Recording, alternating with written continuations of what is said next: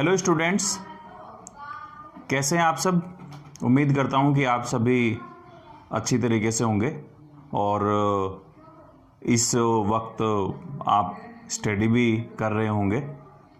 जैसे कि हमने पिछले सेशन में डिस्कस किया था डिटर्मिनेंट्स के बारे में कि डिटर्मिनेंट्स जो हमारा टॉपिक है नेक्स्ट चैप्टर 4, इसमें क्या क्या हम डिस्कस करेंगे और कौन कौन से टाइप के क्वेश्चंस इसमें से बनते हैं, उन सब के बारे में हमने डिस्कस किया था।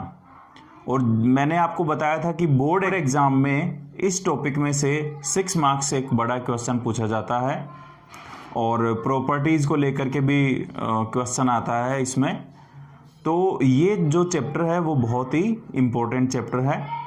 तो आज हम स्टार्ट करते हैं डिटर्मिनेंट्स।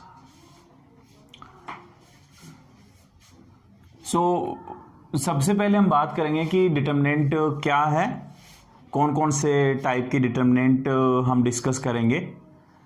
पूरी डिटेल से हमने कल इसके बारे में डिस्कस किया था। तो इससे पहले हम कुछ बेसिक डिस्कस करते हैं। क्लास 10th में आपने डिस्कस किया था system of linear equation in 2 variables और we can say pair of linear equations in 2 variable. ये आपने क्लास 10th में डिस्कस किया था और उसके बाद आपने डिस्कस किया था वहाँ पर उन लीनियर इक्वेशंस का सॉल्यूशन कब एग्जिस्ट होगा या नहीं होगा, इनफाइनाइट सॉल्यूशन होंगे या सॉल्यूशन ही नहीं होगा। तो वहाँ पे 3 कंडीशन हुआ करती थी, यूनिक सॉल्यूशन होगा, नो सॉल्यूशन होगा और इनफाइनाइट सॉल्यूशंस होंगे। इस टॉपिक की शुरुआत हम वहीं से करते हैं। तो आप देख रहे हैं system of linear equations. So there are 2 equations. First is a1x plus b1y is equal to c1, first equation है, and second is a2x plus b2y is equal to c2, ये second equation है। तो इस system को हम इस तरीके से लिख सकते हैं। So system can be represented by a1 b1 a2 b2। ये a1 b1 a2 b2 ये एक मैट्रिक्स है। इसके बारे में हमने पिछले वाले चैप्टर में डिस्कस किया था।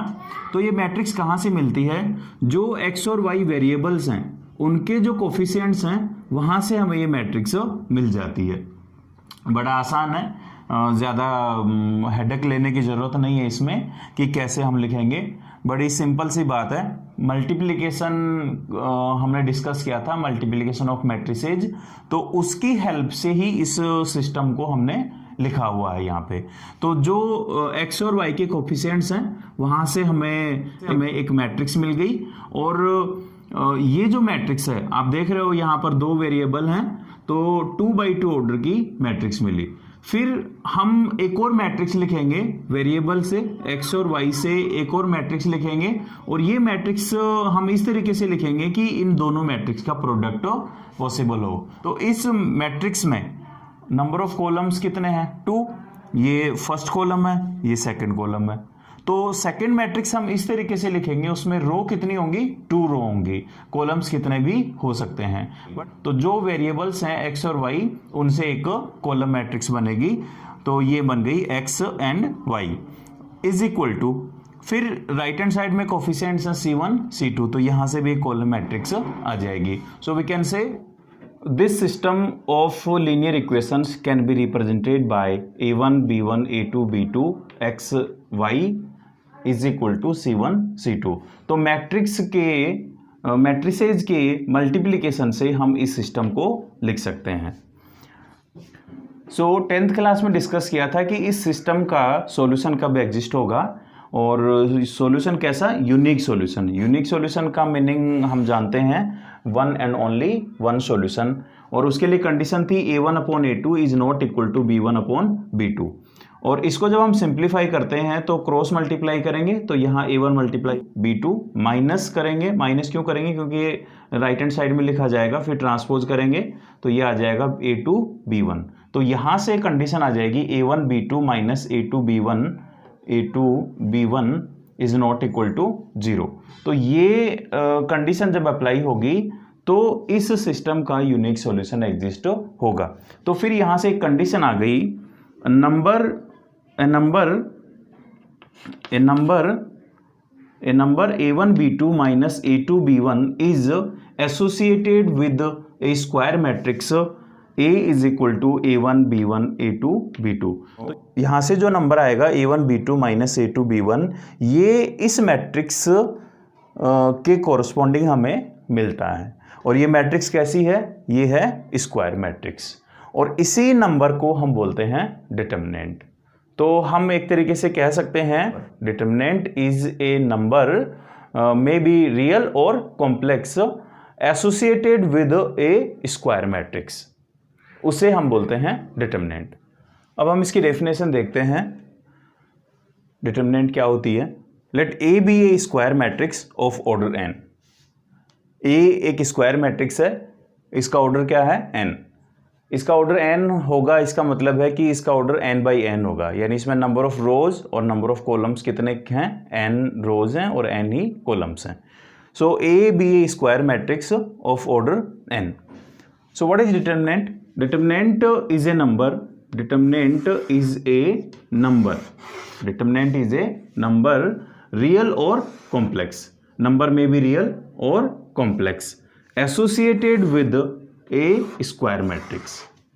तो डिटर्मिनेंट क्या है? डिटर्मिनेंट एक नंबर है जो रियल भी हो सकता है और कॉम्प्लेक्स भी हो सकता है, associated with a square matrix. अगर आपको कोई स्क्वायर मैट्रिक्स दे रखी है तो उसके कॉरस्पॉन्डिंग ही हम डिटर्मिनेंट लिख सकते हैं, अदरवाइज डिटर्मिनेंट पॉसिबल नहीं होगी। जैसे मान लो कहा कि आपको 2/3 ऑर्डर की एक मैट्रिक्स दे दी जाए और फिर कहा जाए कि इसके कॉरस्पॉन्डिंग डिटर्मिनेंट क्या होगी, तो वहाँ डिटर्मिनेंट पॉसिबल नहीं होती है। तो जो स्क्वायर मैट्रिक्स है उसी के कॉरस्पॉन्डिंग डिटर्मिनेंट हमें मिलती है। So if A is equal to Aij, we know that matrix is denoted by this symbol. A is equal to Aij of order n by n, where Aij is an element of A, and Aij is ijth element of A. और इसको हम इस तरीके से भी कह सकते हैं jth element of ith row. For example A23, तो A23 को हम क्या लिखते हैं? A23। तो A23 कौन सा एलिमेंट हुआ? Third element of second row. Third element of second row. I row को रिप्रेजेंट करता है और J कॉलम को रिप्रेजेंट करता है। So if A is equal to a matrix where Aij is an element of A, then the corresponding determinant of A is determinant of A। तो यहां जितने भी एलिमेंट होंगे मैट्रिक्स के वो एलिमेंट एज इट इज आ जाएंगे, और ये जो डिटर्मिनेंट बनेगी उसका ऑर्डर भी क्या होगा? n होगा। उसका ऑर्डर क्या होगा? n। जैसे कोई मैट्रिक्स 3/3 ऑर्डर की बता रखी है तो उसके कॉरस्पॉन्डिंग डिटर्मिनेंट बनेगी determinant of third order. If a matrix is given of 2/2 order, then corresponding determinant of second order। अच्छा, इसमें एक बात और आपने यहाँ पे देखी होगी कि यहाँ सिंबल जो इसका है उसमें ज़्यादा चेंज नहीं है। मैट्रिक्स का जो साइन है वो मैट्रिक्स का साइन हम इस तरीके से लिखते हैं, जो आपका स्क्वायर ब्रैकेट होता है उसकी हेल्प से लिखते हैं, और डिटर्मिनेंट को हम जो 2 वर्टिकल लाइन है उनकी हेल्प से रिप्रेजेंट करते हैं। मॉडुलस का जो साइन होता है उसे रिप्रेजेंट करते हैं, बट मॉडुलस नहीं होता, ये मॉडुलस नहीं होता है। सिंबल हम उसकी तरह लेते हैं और बाकी एलिमेंट एज इट इज लिख देंगे। अभी आगे डिस्कस करेंगे। अब बात करते हैं कि सिंबल क्या होता है, डिटर्मिनेंट का सिंबल कैसे होगा। मैट्रिक्स को हम कैपिटल लेटर से रिप्रेजेंट करते हैं, डिटर्मिनेंट को कैसे लिखेंगे। तो डिटर्मिनेंट्स के लिए मैंने अभी अभी बताया कि ये डिटर्मिनेंट का साइन होता है और इसको हम डेल्टा से भी लिख सकते हैं। इसे क्या लिखते हैं? डेल्टा। इसको क्या लिखेंगे? डेल्टा। जो ट्राइंगल है उसे बोलते हैं डेल्टा, और इसे determinant of A, so DET of A, और इसे बोलते हैं डिटर्मिनेंट ऑफ ए। तो ये एक डिटर्मिनेंट के सिंबल होते हैं। डिटर्मिनेंट को हम इस तरीके से लिखते हैं। जो भी एलिमेंट हमें लिखने होंगे डिटर्मिनेंट के, उनको हम इन वर्टिकल लाइंस के बीच में लिख देंगे। जैसे आपके सामने का एग्जाम्पल लिखा हुआ है, एक मैट्रिक्स बता रखी है। Matrix is given ABCD are elements of A. इस मैट्रिक्स का ऑर्डर क्या है? 2/2। तो स्क्वायर मैट्रिक्स है ये।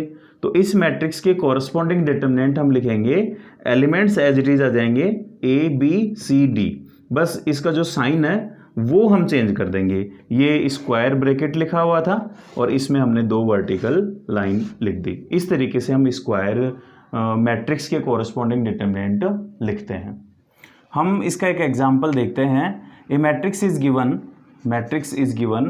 Matrix is a square matrix and its order is 2/2। तो ये मैट्रिक्स कैसी है? स्क्वायर मैट्रिक्स है। इसके कोरस्पॉन्डिंग डिटरमिनेंट हम लिखते हैं 2 3 4 1।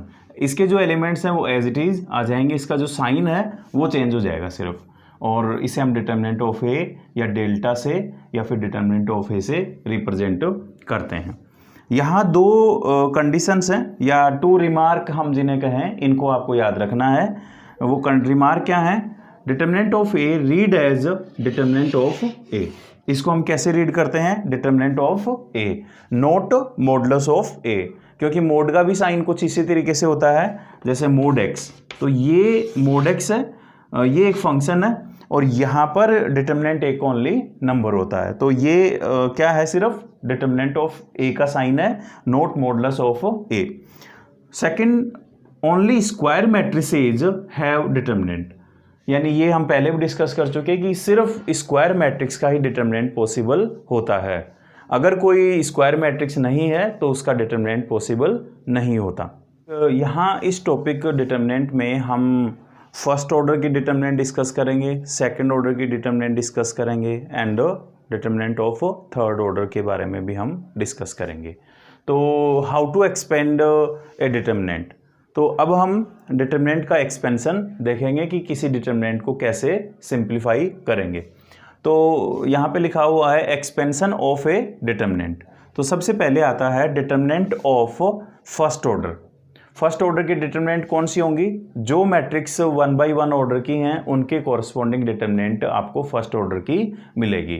जैसे 1/1 ऑर्डर की मैट्रिक्स है तो उसके कॉरस्पॉन्डिंग आपको मिलेगी फर्स्ट ऑर्डर की determinant. For example A is a matrix और इसका एलिमेंट क्या है? ए है। इसमें ए की एलिमेंट होगा सिर्फ, इसका ऑर्डर क्या होगा? 1/1। तो ए की रो होगी और ए की कॉलम होगा। तो इस मैट्रिक्स ए के कॉरस्पॉन्डिंग डिटरमिनेंट हम लिखेंगे डिटरमिनेंट ऑफ ए, और यहाँ एलिमेंट को एज इट इज लिख देना है।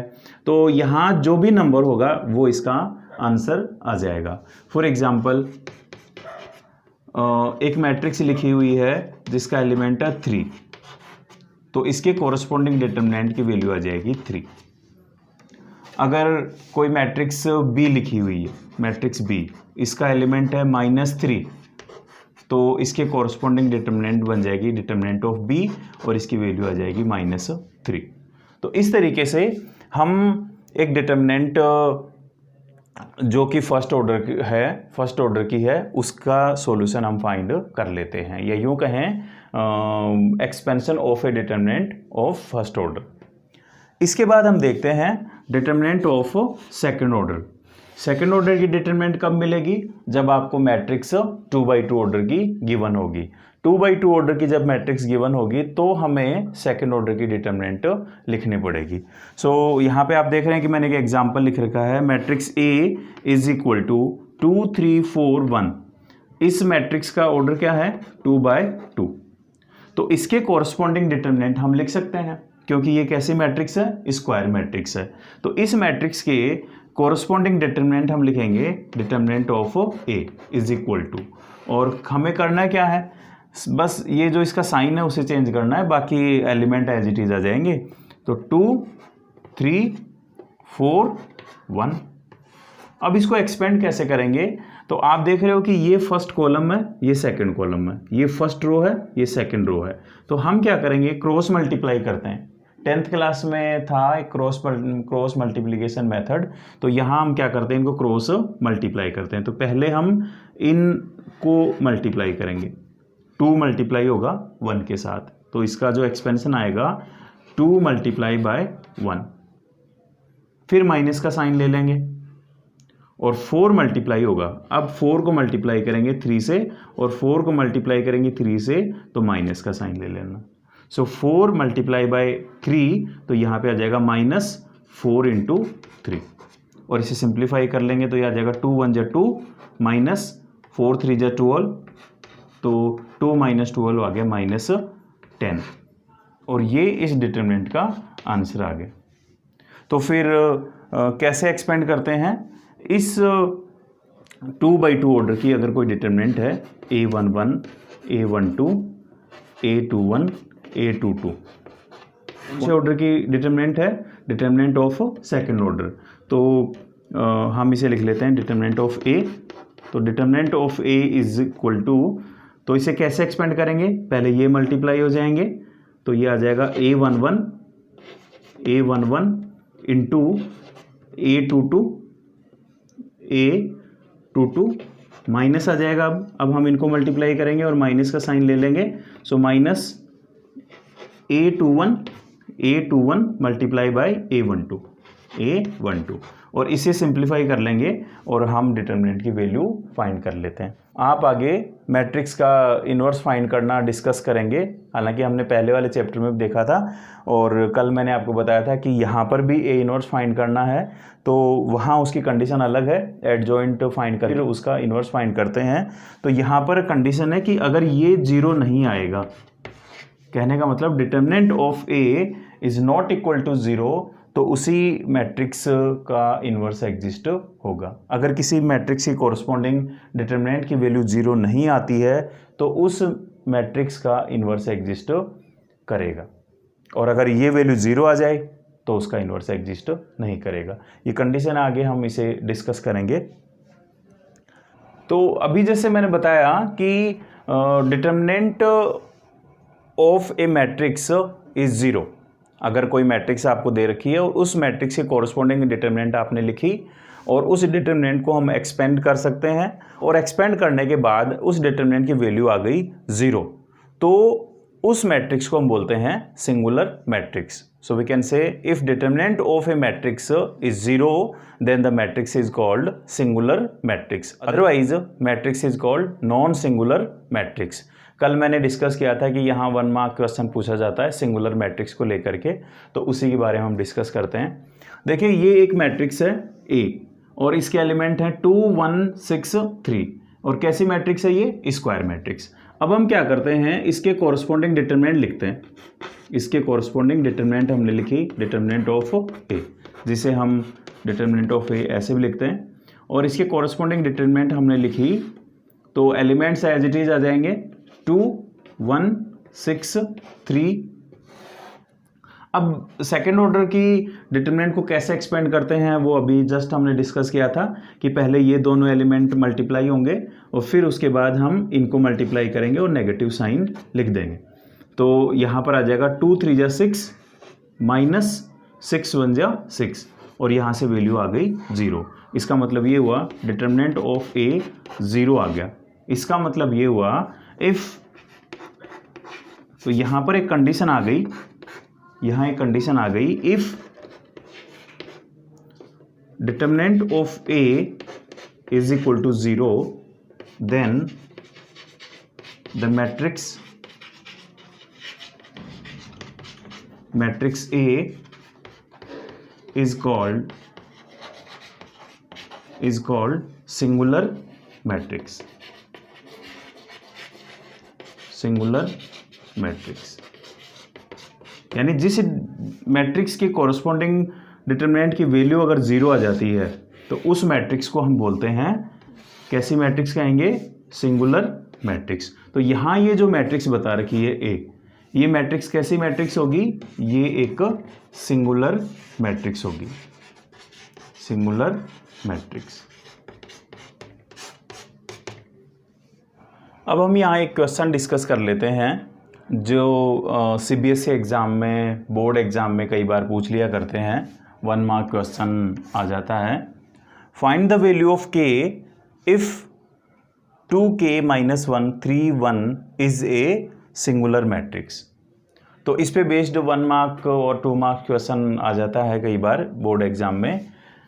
Find the value of K, हमें किसकी वैल्यू फाइंड करनी है, K की वैल्यू फाइंड करनी है। कब, जब ये मैट्रिक्स कैसी मैट्रिक्स है, सिंगुलर मैट्रिक्स है। तो सिंगुलर मैट्रिक्स के लिए मैंने अभी अभी कंडीशन बताई थी कि सिंगुलर मैट्रिक्स क्या होती है। तो हम जानते हैं, इसको मैं मैट्रिक्स को A लिख लेता हूँ। Suppose matrix A is given and its elements are 2K -1 3 1। और ये कैसी मैट्रिक्स बता रखी है आपको? सिंगुलर मैट्रिक्स बता रखी है, सिंगुलर मैट्रिक्स। तो जानते हैं सिंगुलर मैट्रिक्स के कॉरस्पॉन्डिंग डिटरमिनेंट जो बनती है उसकी वैल्यू 0 होती है। Corresponding determinant of a singular matrix is 0। तो यहाँ डिटरमिनेंट आ जाएगी 2k -1 3 + 1। और इसे एक्सपेंड कर लेंगे। We know that how to expand a determinant of second order. तो मल्टीप्लाई करेंगे, 2k मल्टीप्लाई होगा 1 से, तो ये आ जाएगा 2k × 1 दैट इज़ 2k। और फिर 3 मल्टीप्लाई होगा माइनस से, और फिर हम यहाँ पे माइनस तो साइन ऑलरेडी है और माइनस माइनस हो जाएगा प्लस, तो ये आ जाएगा +3। और इसकी वैल्यू क्या आनी चाहिए? 0 आनी चाहिए। क्यों आनी चाहिए? क्योंकि कहा है कि सिंगुलर मैट्रिक्स है ये, और सिंगुलर मैट्रिक्स के कॉरस्पॉन्डिंग डिटरमिनेंट की वैल्यू 0 आती है, तो इसको हमने 0 लिख लिया। अब इसे सिंप्लीफाई कर लेंगे। सो ये आ जाएगा 2k = -3, तो k की वैल्यू आ जाएगी -3/2। तो अगर यहाँ k की वैल्यू -3/2 पुट कर दें तो यहाँ से जो डिटरमिनेंट आएगी उसकी वैल्यू क्या आएगी? 0 आ जाएगी।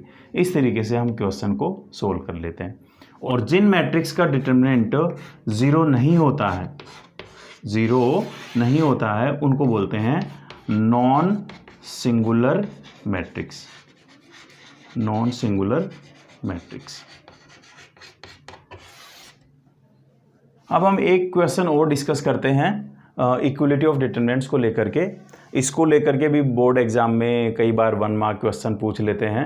तो यहाँ ध्यान रखने वाली बात क्या है, मैट्रिक्स में हमने देखा था कि two matrices are equal if their corresponding elements are equal. तो वहाँ क्या देखा था कि 2 मैट्रिक्स अगर इक्वल हैं तो उनके कॉरस्पॉन्डिंग एलिमेंट्स इक्वल होंगे, लेकिन डिटरमिनेंट में ऐसा नहीं होता है।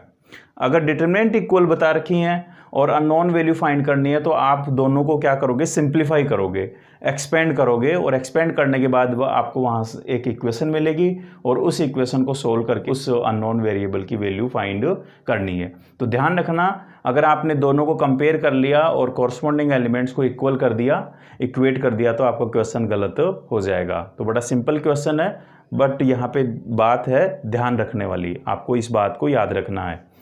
तो कैसे हम वैल्यू फाइंड करेंगे x की? यहाँ एक और बात मैं बता दूं कि मैट्रिक्स में क्या होता है, मैट्रिक्स अगर ये इक्वल होती तो यहीं से पता चल जाता, ये -1 है, ये 4 है, तो पॉसिबल ही नहीं है। ये 3 है, ये 4 है, ये 4 है, ये 5 है। तो मैट्रिक्स में ऐसा नहीं होता, कॉरस्पॉन्डिंग एलिमेंट्स कैसे होंगे? इक्वल होंगे। लेकिन डिटरमिनेंट्स में ऐसा हो सकता है, क्योंकि डिटरमिनेंट तो नंबर है और हम इनको एक्सपेंड कर सकते हैं। तो इसका सॉल्यूशन कैसे फाइंड करेंगे?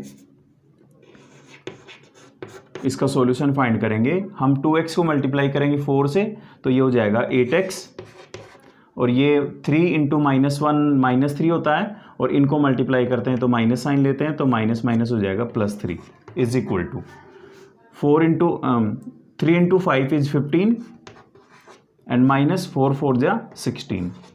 और अब इसे सिंप्लीफाई कर लेंगे, 8x + 3 is equal to 15 - 16 is -1, और ट्रांसपोज करके इसे वैल्यू फाइंड कर लो। x की वैल्यू आ गई, यहाँ ट्रांसपोज जब करेंगे तो ये आ जाएगा 8x इज इक्वल टू -1 -3 और 8x इज इक्वल टू -4, तो x की वैल्यू आ गई -4/8।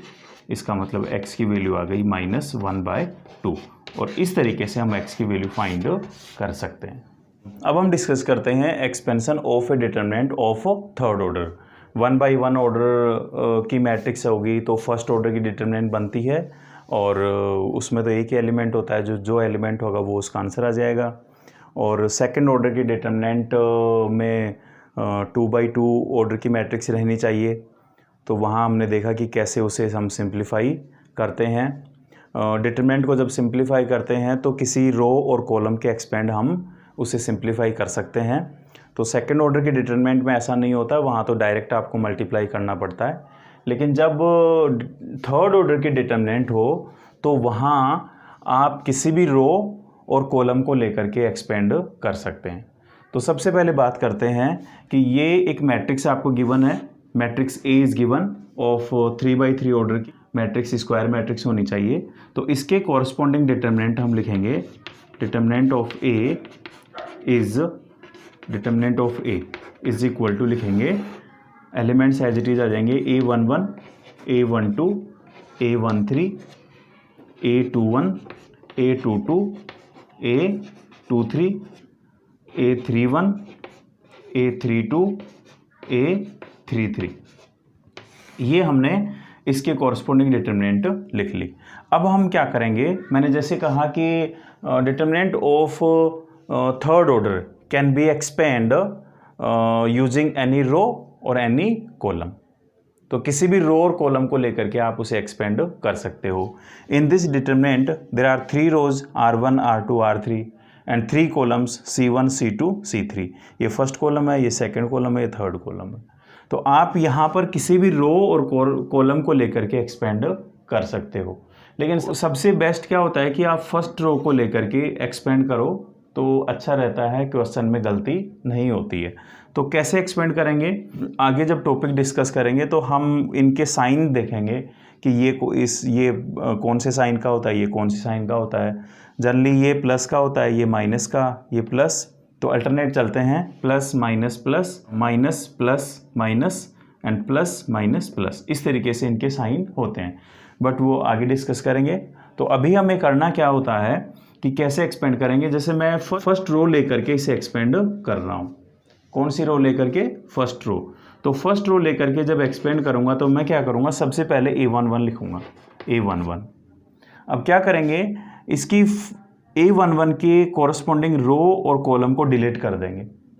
इसकी रो और कॉलम को डिलीट करने के बाद जो एलिमेंट बचे वहाँ से एक डिटर्मिनेंट बन जाएगी और उनके एलिमेंट लिख देंगे। तो ये आ गया A22, A23, A32, A33। उसके बाद सेकंड एलिमेंट तो माइनस लिखेंगे और फिर लिख लेंगे A12 और सेम मेथड अप्लाई करना है। इसकी रो और कॉलम को क्या कर देंगे, डिलीट कर देंगे। तो कौन कौन से एलिमेंट बचेंगे, A21, A23, A31, A33।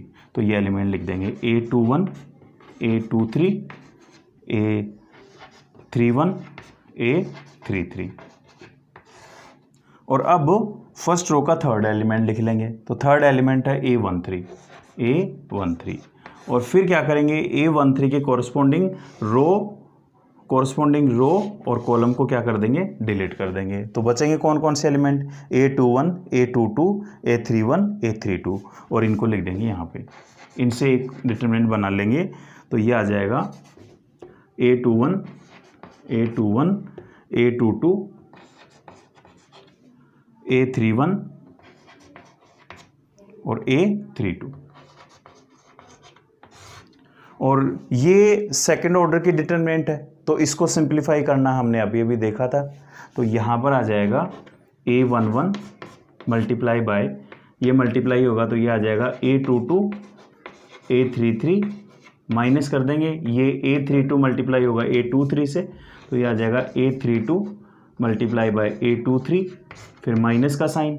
ऐसे ये इसके साथ मल्टीप्लाई हो जाएगा A12 और इन्हें एक्सपेंड कर देंगे तो ये आ जाएगा A21 इंटू A33 माइनस ये हो जाएगा A31 इंटू A23 और फिर प्लस ये थर्ड एलिमेंट A13 इंटू ये मल्टीप्लाई हो जाएंगे A21, A32 and minus A31, A22। और इनको जब हम सिंप्लीफाई करेंगे तो हमें यहाँ से जो भी रिजल्ट मिलेगा वो इस डिटरमिनेंट का एक्सपेंशन आ जाता है। इस तरीके से 3x3 ऑर्डर मैट्रिक्स के कॉरस्पॉन्डिंग हम डिटरमिनेंट की वैल्यू फाइंड कर लेते हैं। अब हम एक एग्जांपल देखते हैं। इसको मैं और सिंपल तरीके से आपको बता दूंगा, ये सब आपको लिखने की ज़रूरत नहीं होती है। फिलहाल ये हमने सिर्फ समझने के लिए देखा है कि आप इस तरीके से सिंप्लीफाई कर सकते हैं, बट हमें ऐसा नहीं करना होता है, डायरेक्ट हम सिंप्लीफाई करते हैं। और वो कैसे करते हैं इसके लिए हम एक एग्जांपल देखते हैं। अब हम थर्ड ऑर्डर की डिटरमिनेंट का एक एग्जांपल ले लेते हैं। तो क्वेश्चन है एक्सपेंड ए डिटरमिनेंट। आपको थर्ड ऑर्डर की एक डिटरमिनेंट बता रखी है, इसे एक्सपेंड करना है। तो मैंने कहा कि इसे कैसे सिंप्लीफाई करेंगे, तो अभी जस्ट डिस्कस किया a determinant of third order can be expand by using any row or any column. किसी भी रो को लेकर के एक्सपेंड कर सकते हो या किसी कॉलम को लेकर के एक्सपेंड कर सकते हो। आप फर्स्ट रो को लेकर के एक्सपेंड कर सकते हैं, सेकंड रो को लेकर एक्सपेंड कर सकते हैं, थर्ड रो को लेके भी एक्सपेंड कर सकते हैं इसे। आपको अगर लगे कि इसका एक एलिमेंट 0 है तो आप थर्ड कॉलम को लेके भी एक्सपेंड कर सकते हैं। तो आप किसी भी रो और कॉलम को लेकर के इसे एक्सपेंड कर सकते हैं। बट जैसे मैंने कहा कि आप ट्राई करो कि फर्स्ट रो को लेकर के ही सिंप्लीफाई करो तो ज़्यादा बेटर रहेगा, वो मिस्टेक होने के चांस कम रहते हैं। लेकिन एक से ज़्यादा एलिमेंट जब 0 आ जाए तो उसके कॉरस्पॉन्डिंग आप डिटरमिनेंट सिंप्लीफाई कर लेंगे। तो यहाँ पे मैंने फर्स्ट रो ली, R1 ली, तो R1 के लिए क्या करेंगे, सबसे पहले मैं 2 लिखूँगा। अब क्या करूँगा, 2 की रो और कॉलम को डिलीट कर दूँगा। 2 जो एलिमेंट है इसके रो और कॉलम को क्या कर दूंगा, डिलीट कर दूंगा।